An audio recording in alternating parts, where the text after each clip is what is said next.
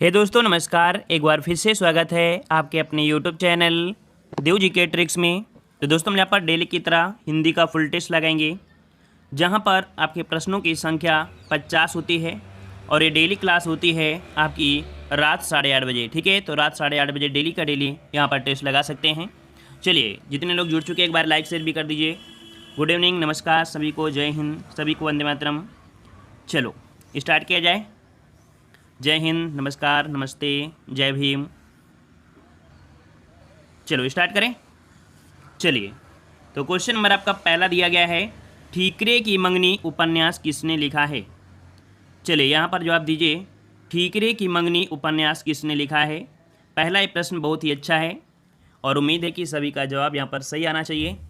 चलिए बहुत अच्छे, वेरी गुड। यहाँ पर देखो जवाब भी काफ़ी लोगों के आ चुके हैं।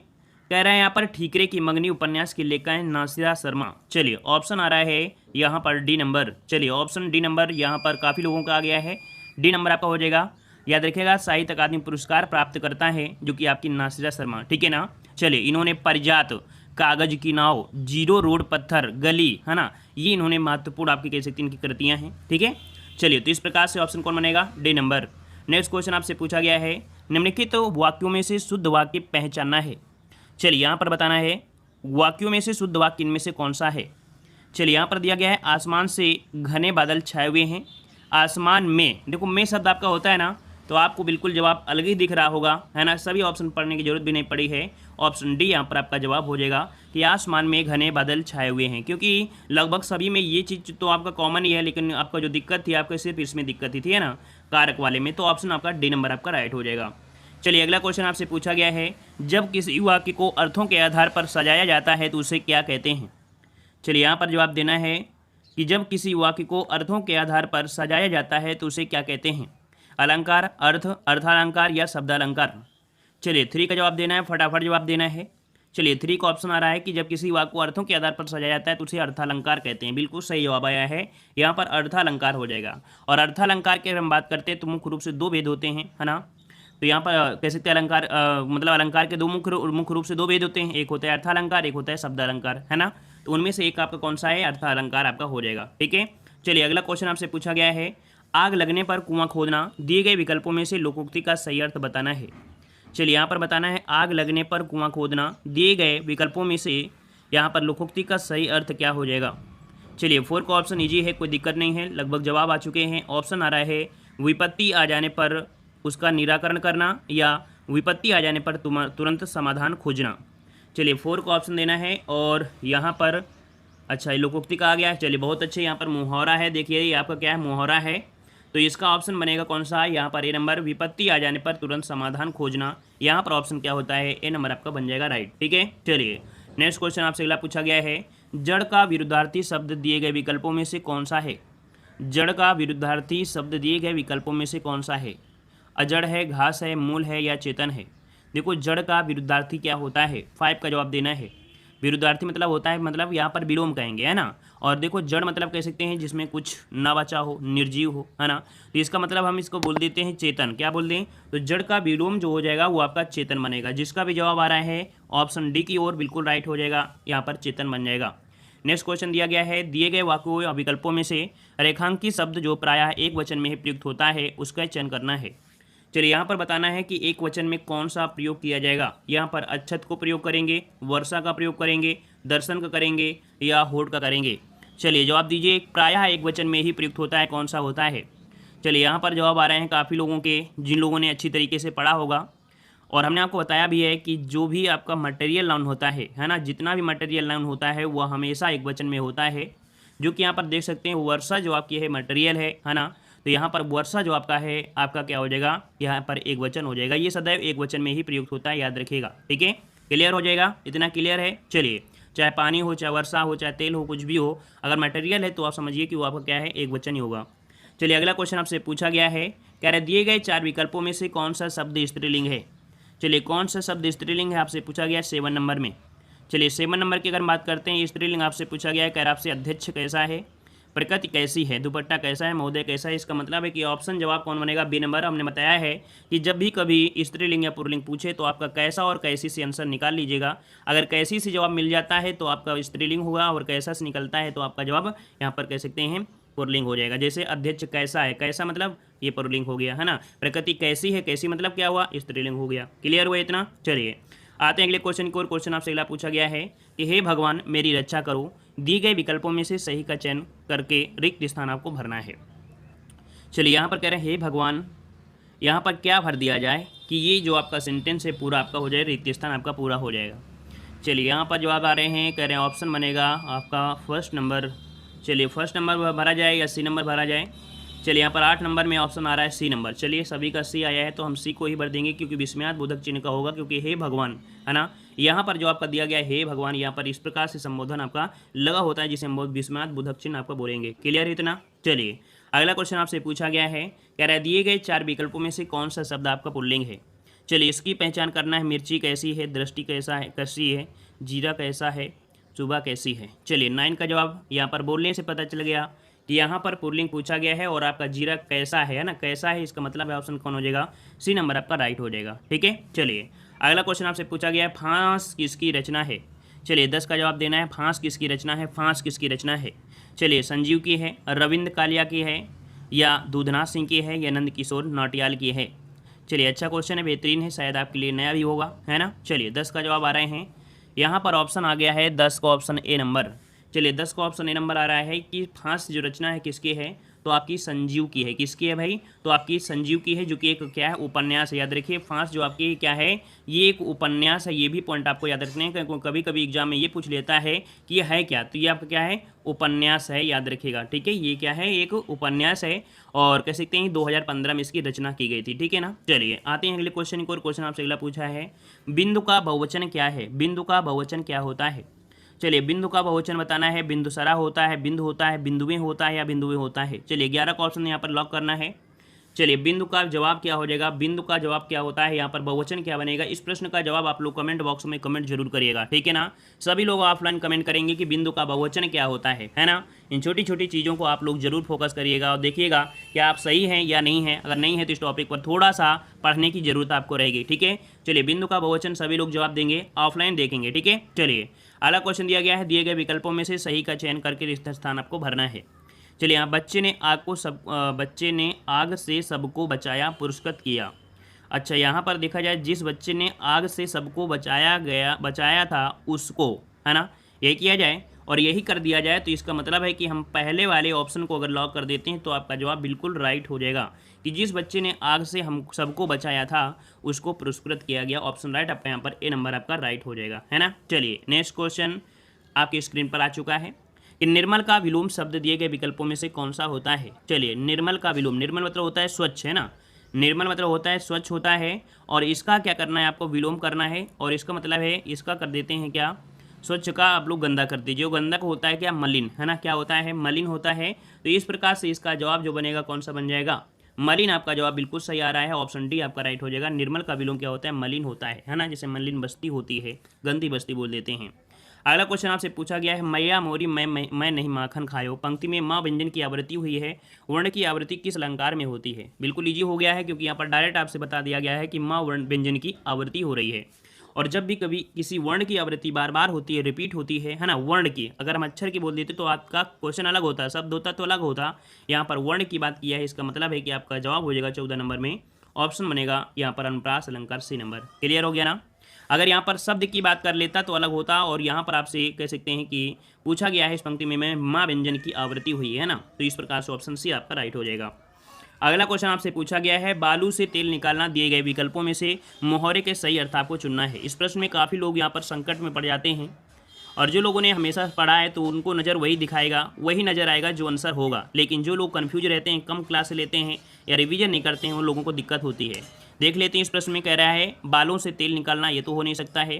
कह रहा है ज़मीन से कच्चा तेल निकालना, मूर्खता करना, असंभव को संभव करना। चलिए 15 नंबर में चलिए इसके ऑप्शन तो अच्छा दिया गया है, सटीक दे दिया गया है, आप आसानी से जान सकते हैं कि असंभव को संभव करना ये आपका जवाब होता है ना। अब मूर्खता करना ये मत लगा दीजिएगा, है ना।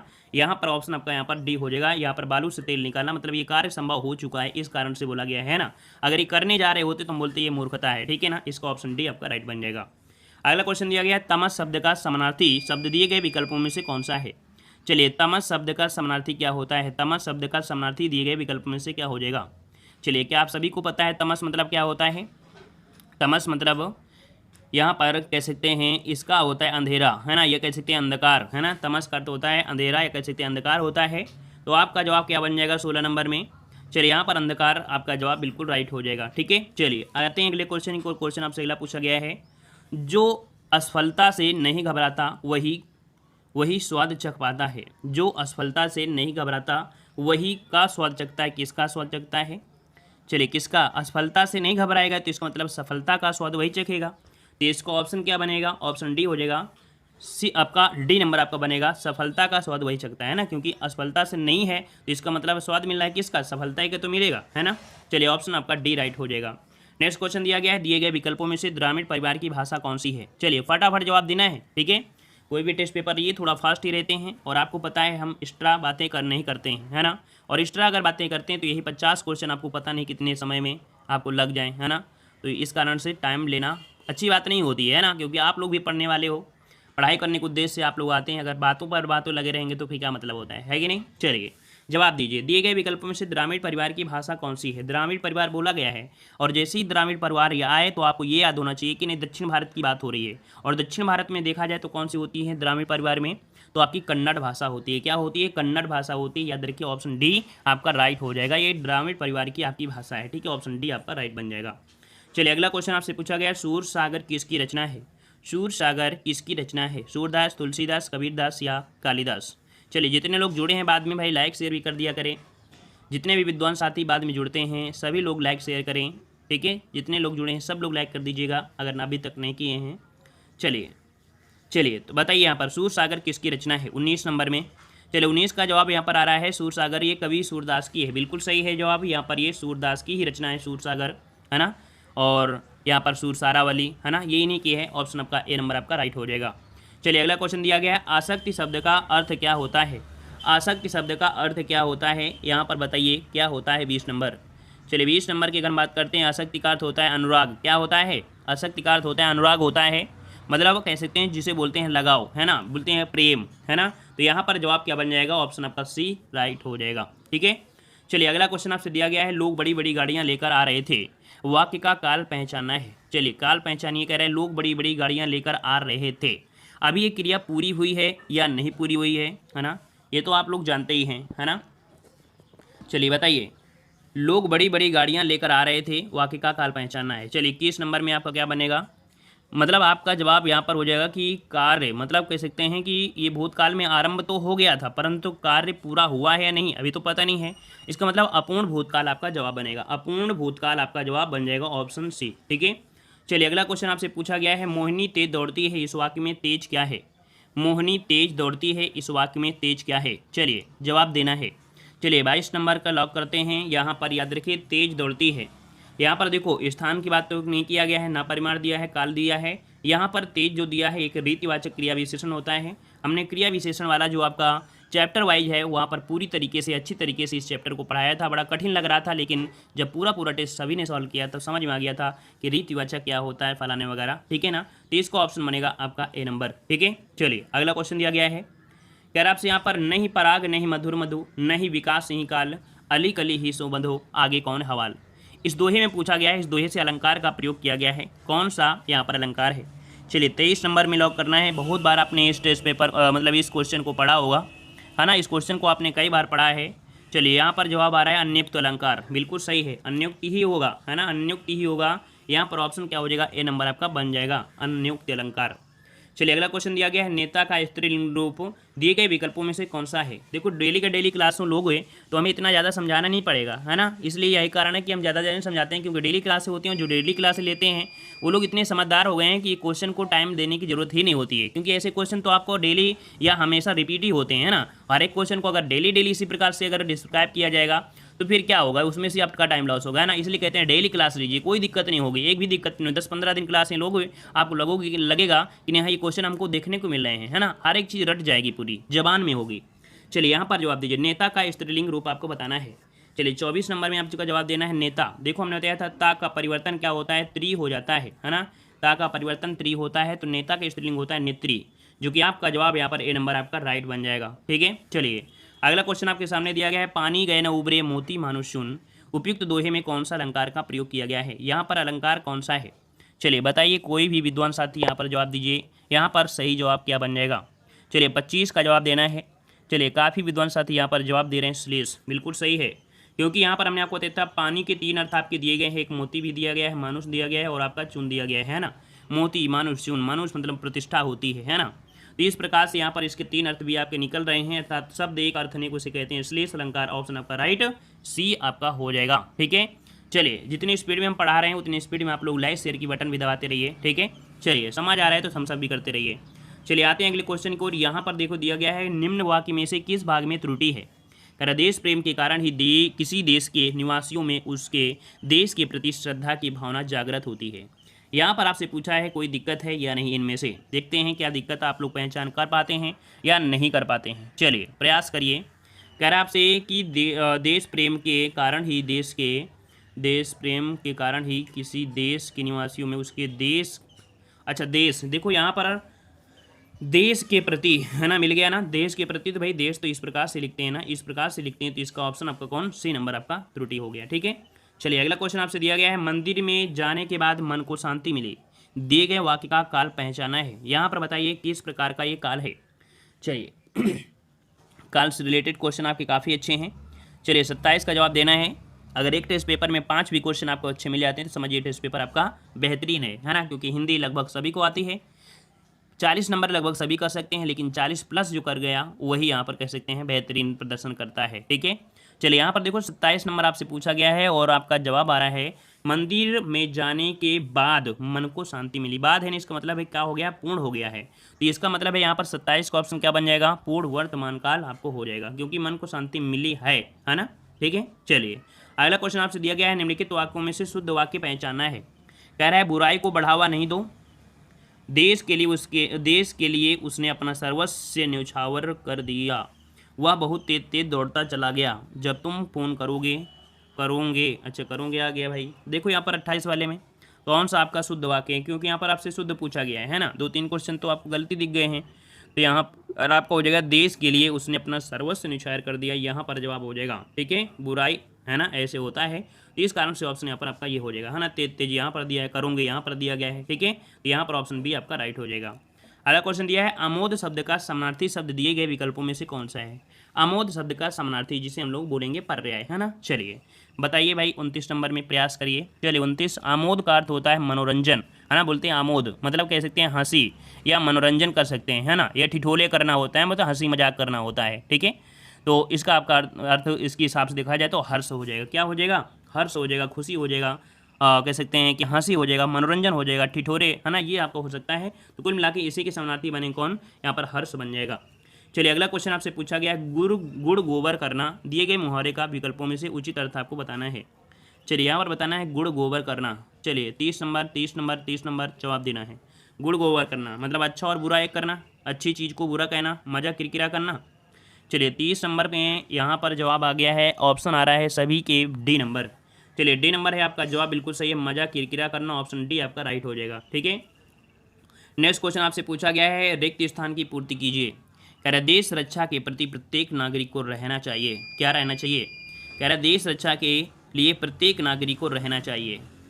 वैसे भी आपके संविधान में बताया गया है कि देश के जितने भी सैनिक हैं वो आपकी रक्षा कर रहे हैं, लेकिन है ना आपको स्वतंत्रताएं दी गई हैं आर्टिकल 19 में, और कहा गया है अगर ज़रूरत पड़ी, है ना, जनहित के लिए अगर ज़रूरत पड़ी तो आपको भी देश सेवा में लगाया जा सकता है। ठीक है ना, अगर ऐसी विकट संगति आती है तो आपको जाना जरूरी है, क्योंकि ये आपके संविधान में बोला गया है ना। तो देश रक्षा के लिए प्रत्येक नागरिक को रहना चाहिए। क्या रहना चाहिए, चलिए क्या रहना चाहिए, यहाँ पर उद्धत रहना चाहिए। यहाँ पर क्या हो जाएगा, 31 का ऑप्शन बनेगा कौन सा, यहाँ पर आपका बी आपका राइट हो जाएगा, उद्धत होना। मतलब उद्धत मतलब होता क्या है, उद्यत मतलब होता है तैयार होना, क्या होता है, तैयार रहना होता है, ठीक है। तो ऑप्शन बनेगा बी नंबर। इन छोटी छोटी चीज़ों को ही तो सीखना है। चलिए बताइए परिक्रमा में उपसर्ग बताइए, परिक्रमा में उपसर्ग क्या हो जाएगा। चलिए 32 नंबर आपको बताना है परिक्रमा, है ना। तो इसे आप तोड़ेंगे, तोड़ेंगे तो क्या बनेगा, परि, है ना, परि निकल कर आ जाएगा। तो उपसर्ग पूछा है तो परि आपका जवाब यहाँ पर आपका राइट हो जाएगा, ठीक है। क्लियर है सभी को, बिल्कुल ईजी है, कोई दिक्कत नहीं है। अगला क्वेश्चन बताना है, निम्नांकित में से कौन सा तद्भव शब्द है, निम्नांकित में से कौन सा तद्भव शब्द आपका दिया गया है। चलिए तद्भव शब्द की पहचान करना है, तद्भव शब्द की पहचान करना है, जवाब देना है फटाफट।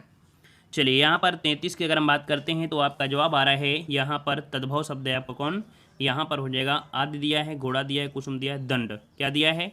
33 का ऑप्शन जो बनेगा वो आपका हो जाएगा कौन सा, अच्छा भाई घोड़ा हो जाएगा, हाँ बिल्कुल सही है। यहाँ पर घोड़ा बी वाला है ना, बी नंबर होगा। घोड़ा जो आपका है ये तद्भव है क्योंकि इसका होता है घोटक, क्या होता है, घोटक होता है। तो इस कारण से ऑप्शन क्या बनेगा, बी नंबर आपका राइट हो जाएगा। क्लियर इतना पॉइंट सभी को क्लियर है। चलिए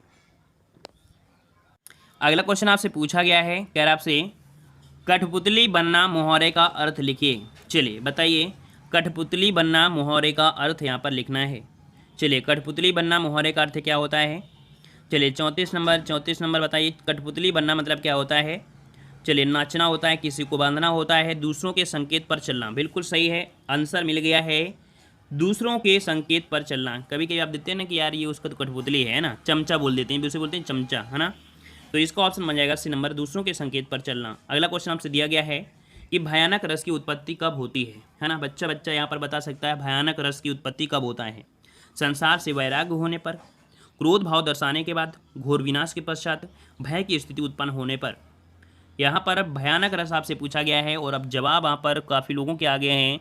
यहाँ पर कह रहे हैं कि भयानक रस की स्थिति, भय की स्थिति उस उत्पन्न होने पर, बिल्कुल सही है। ऑप्शन लॉक कर देते हैं ऑप्शन डी की ओर कि भय की स्थिति उत्पन्न होने पर आपका हो जाएगा, ठीक है। चलिए अगला क्वेश्चन आपसे पूछा गया है निम्नलिखित पंक्तियों में से कौन सा रस है, निम्नलिखित पंक्तियों में से कौन सा रस है। बतरस लालच लाल की मुरली धरी लुकाए, सौ करे भवन हंसे दैन कहे नट जाए। चलिए यहाँ पर देख सकते हैं बतरस लालच लाल की मुरली धरी लुकाए, सौ करे भवन हंसे दैन कहे नट जाए। यहाँ पर जो आपका रस है आपका कौन सा रस हो जाएगा। चलिए यहाँ पर देखो, यहाँ पर कह सकते हैं बात तो तब की है, सभी लोग जानते होंगे कि जब कृष्ण भगवान की मुरली राधा चुरा लेती हैं और वो मांगते हैं तो कहते हैं हमारे पास नहीं है, लेकिन भावों के इशारों से वो समझ जाते हैं और ऐसी स्थिति जब उत्पन्न होती तो एक प्यार की स्थिति उत्पन्न होती है, श्रृंगार रस की उत्पत्ति होती है। तो यहाँ पर आपका जवाब क्या हो जाएगा, ऑप्शन सी आपका हो जाएगा, श्रृंगार रस आपका हो जाएगा, ठीक है। क्वेश्चन आपसे दिया गया है निम्न में से निषेधवाचक वाक्य चयन करना है। चलिए ऐसे क्वेश्चनों को तो आप तुरंत लगा सकते हैं, है ना, लेकिन हल्के मत लीजिएगा, इस प्रश्न को आप लोग कमेंट बॉक्स में कमेंट करिएगा, ठीक है, और थोड़ा सा गौर करके इसका जवाब दीजिएगा क्योंकि आंसर इन्हीं में आपको मिल जाएगा, ठीक है। चलिए आते हैं अगले क्वेश्चन को, और क्वेश्चन आपसे दिया है सूर्यकांत त्रिपाठी निराला की काव्य रचना निम्न में से है। सूर्यकांत त्रिपाठी निराला की काव्य रचना यहाँ पर बताना है कौन सी है। चलिए यहाँ पर है झरना, जूही की कली, निहार या गुंजन। चलिए 38 नंबर में ऑप्शन आ रहा है, यहाँ पर आपका ऑप्शन आ रहा है बी नंबर, तो बिल्कुल सही है। सूर्यकांत त्रिपाठी निराला की जो काव्य रचना है वो आपकी कौन है, जूही की कली है। क्या है भाई, तो जूही की कली हो जाएगा। 38 का ऑप्शन राइट आपका बनेगा, यहाँ पर बी नंबर आपका हो जाएगा। यह निराला जी की प्रथम काव्य रचना है, ये भी पॉइंट याद रखना है, ये निराला जी की प्रथम काव्य रचना है, ठीक है। चलिए अगला क्वेश्चन आपसे पूछा गया है गुण के विरुद्ध नाम होना के लिए लोकोक्ति बताना है। गुण के विरुद्ध नाम होना के लिए लोकोक्ति बताना है। आँख के अंधे नाम के, आँख के अंधे गांठ के पूरे, आँख से दूर दिल से दूर, आँख और कान में, तो आँख के अंधे नाम नयन सुख। चलिए 39 का आंसर तो मिल गया है, आप सभी को मिल गया होगा। चलिए डी नंबर आपका लॉक कर देते हैं, आँख के अंधे नाम नयन सुख, ऑप्शन आपका डी आपका राइट हो जाएगा, ठीक है। चलिए अगला क्वेश्चन आपसे पूछा गया है आकाश को छूने वाला के लिए एक शब्द आपको लिखना है। आकाश को छूने वाला के लिए एक शब्द बताना है। गगनधारी, गगनभेदी, गगनचुंबी, गगनछेदी। चलिए यहाँ पर लॉक करना है, क्या बन जाएगा 40 नंबर में। तो 40 की अगर हम बात करते हैं तो आपका जवाब यहाँ पर लॉक हो जाएगा, गगनचुंबी होता है। याद रखिए गगन को छूने वाले को बोलते हैं गगनचुंबी, बोलते हैं ना कि वहाँ पर बहुत गगनचुंबी इमारतें हैं, बहुत ऊंची ऊंची इमारतें हैं, है ना। ऑप्शन आपका सी हो जाएगा। नेक्स्ट क्वेश्चन दिया गया है वाक्य को सुधारिए। कह रहा है बाढ़ पीड़ित लोगों को धन की आवश्यकता है। यहाँ पर धन की अगर हम बात करते हैं तो रोटी, कपड़ा, मकान, भोजन, घर या वस्त्र। यहाँ पर क्या बन जाएगा, तो रोटी, कपड़ा, मकान, क्योंकि यहाँ पर इनको ज़रूरत क्या है, रोटी, कपड़ा और मकान की है, ठीक है ना। तो ऑप्शन बनेगा ए नंबर आपका राइट हो जाएगा। अगला क्वेश्चन यहाँ पर आपसे पूछा गया है सुपरन्यूमेशन, है ना, क्या दिया गया है, सुपरन्यूमेशन, ठीक है, इसका पूछा गया है आपसे इंग्लिश से, हिंदी पूछा गया है, क्या बन जाएगा। चलिए इंग्लिश पर फोकस मत करिए, यहाँ पर आप लोग तो पढ़ ही लेते हो ना। चलिए बताइए 42 नंबर में। चलिए 42 का नंबर आपका होता है सेवानिवृत्ति। क्या होता है, सेवानिवृत्ति, मतलब जैसे किसी के 65 वर्ष मतलब है, जैसे मान लो सर्वोच्च न्यायालय हैं और बोलते हैं कि उनकी 65 वर्ष होती है काम करने, और जब उनको हटेंगे रिटायरमेंट भी बोल देते हैं, है ना। तो ऑप्शन आपका ए नंबर आपका हो जाएगा राइट। नेक्स्ट क्वेश्चन दिया है, सही विकल्प आपको चुनना है।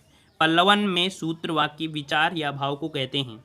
चलिए कल भी क्वेश्चन ये देखने को मिला था और आज भी क्वेश्चन आपको पल्लवन से मिला है, और ये सब मिलेगा कहाँ पर, पल्लवन जो मिलेगा ये सब आपको मिल जाएगा आपके पत्र लेखन में मिलेगा, ठीक है, आपके पत्र लेखन में पल्लवन वाला सब कुछ मिल जाएगा, ठीक है। तो यहाँ पर जो पल्लवन में सूत्र वाक्य विस्तार या भाव को मात्रा विस्तार दिया जाता है, क्या, यहाँ पर 43 का ऑप्शन बनेगा बी नंबर, मात्रा विस्तार दिया जाता है। नेक्स्ट क्वेश्चन दिया है, छंद में विराम अथवा ठहराव को कहते हैं। छंद में विराम अथवा ठहराव को क्या कहते हैं। चलिए छंद में विराम अथवा ठहराव को क्या बोलते हैं, यति बोलते हैं, है ना, यति बोलते हैं। यहाँ पर ऑप्शन बनेगा 44 का सी नंबर। चलिए अगला क्वेश्चन आपसे दिया गया है, यहाँ पर नीचे दिए गए प्रश्न में 1 और 6 की जो स्थिति है वो निश्चित है ना, उनके बीच आने वाले या अलावा जो आपके दिए हैं वही इधर उधर आपके हैं, है ना। तो देख लेते हैं, थोड़ा सा एक कर लेते हैं, एक आप होमवर्क करोगे, एक हम आपको बता रहे हैं। पहला पॉइंट आपका इसी प्रकार से रहेगा कि देश में संतुलित क्षेत्रीय विकास, क्या रहेगा कि देश में संतुलित क्षेत्रीय विकास की प्रगति का सबसे महत्वपूर्ण कारण, की प्रगति का यहाँ पर वह आएगा, और की प्रगति का सबसे महत्वपूर्ण कारण सरकारी क्षेत्र की बात करते हैं ला, तो इसका ऑप्शन आपका बनने कौन, अच्छा ला इसमें भी है। सरकारी क्षेत्र के उपक्रमों के जरिए केंद्र सरकार द्वारा देखो इसका ऑप्शन आपका बनेगा बी नंबर आपका बन जाएगा। अब इस अनुसार से आप निश्चित कर लीजिए, पहला ये रहेगा, लास्ट में ये रहेगा, बीच में ये जो हैं ये इस क्रम में रख दीजिएगा, आंसर आपका बन जाएगा, ठीक है। चलिए एक क्वेश्चन हम आपको होमवर्क ले दे रहे हैं, इसको आप लोग यहाँ पर कमेंट बॉक्स में कमेंट करिएगा। देख लीजिए आपके सामने क्वेश्चन दिया गया है और इसको अरेंज करके आप लोगों को कमेंट बॉक्स में करना है, ठीक है। आप लोग ऑफलाइन कमेंट करें, ठीक है। चलिए इसका क्वेश्चन आप लोग स्क्रीनशॉट लीजिए और इसका क्वेश्चन आप लोग कमेंट बॉक्स में कमेंट करें, अरेंज करें, ठीक है ना। चलिए क्योंकि एग्जाम में कैसा भी क्वेश्चन आ सकता है, अगर अरेंज करना आप जानते हैं कि यहाँ कैसे सेंटेंस बनेगा तो आसानी से कर सकते हैं, क्योंकि कुछ भी आ सकता है ना। चलिए ठोस का विलोम शब्द क्या होता है, ठोस का विलोम क्या होता है, ठोस का विलोम। चलिए 47 नंबर ठोस का विलोम आ रहा है, ऑप्शन आ रहा है बी। यहाँ पर देखो सघन है, घन है, निर्धन तो होगा नहीं, तो ठोस का हो जाएगा तरल हो जाएगा, ठीक है। ऑप्शन बनेगा कौन सा, बी नंबर आपका बन जाएगा। नेक्स्ट क्वेश्चन दिया गया है, सुरेश के लिए सही संधिविच्छेद को चुनना है। सुरेश के लिए सही संधिविच्छेद को चुनना है, सुधन ईस हो जाएगा, सुरधन ईस। चलिए आंसर मिला किसी को, चलिए किसी को इसका जवाब मिला, जी हाँ ऑप्शन आ गया है सी, बिल्कुल सही है, सुरधन ईस आपका जवाब बिल्कुल सही है। जिसका भी जवाब आ रहा है बिल्कुल सही है, क्योंकि यहाँ पर छोटा और बड़ी बराबर ए होता है, जो कि एक गुण संधि का रूल है ना, ये गुण संधि है क्योंकि ए की मात्रा लगी है, ऑप्शन आपका सी राइट हो जाएगा, ठीक है। नेक्स्ट क्वेश्चन आपसे दिया गया है, अंकुरित में प्रत्यय पहचानना है। अंकुरित में प्रत्यय पहचानना है, अंकुरित में प्रत्यय क्या हो जाएगा, अंकुरित। चलिए प्रत्यय दिया गया है और दिया है उत्तरित, इत, रित या ता। चलिए और जल्दी से, चलिए यहाँ पर जवाब आ रहा है अंकुरित, मतलब यहाँ पर कह सकते हैं कि अंकुरित शब्द में इत आपका है ना, अंकुरित में इत जो आपका है ऑप्शन बी आपका जवाब बन जाएगा, ऑप्शन बी आपका राइट हो जाएगा, ठीक है। अगला क्वेश्चन दिया गया है कि परचम निम्न में से किसका पर्यायवाची शब्द आपका है, परचम किसका पर्यायवाची है, परचम किसका पर्यायवाची होता है। तो बोलते हैं आपका परचम लहरा रहा है, लहराने से आपको ये भी याद आया होगा कि लहराता क्या है, ध्वज मतलब पताका, पतला मतलब केतन। तो देखो यहाँ पर आपकी अगर हम बात करते हैं तो यहाँ पर अगर 50 का ऑप्शन भरते हैं, ए नंबर आपका जवाब हो जाएगा, ठीक है। 50 का ऑप्शन बने कौन सा, यहाँ पर आपका बन जाएगा ए नंबर, ठीक है। परचम समझ गए होंगे ना, झंडा पताका, है ना, तो उसी में केतन इसका पर्याय होती है, तो ऑप्शन आपका यहाँ पर बन जाएगा कौन, ए नंबर आपका राइट हो जाएगा। तो ये टेस्ट पेपर रहा, काफ़ी अच्छा रहा है ना, कुछ सरल क्वेश्चन रहे हैं लेकिन साथ में कुछ अच्छे भी क्वेश्चन रहे हैं, बेहतरीन क्वेश्चन रहे हैं। और जितने भी क्वेश्चन हमने दिया है तो आप लोगों से उम्मीद है कि आप लोग कमेंट बॉक्स में कमेंट जरूर करेंगे, ऑफलाइन कमेंट जरूर करेंगे।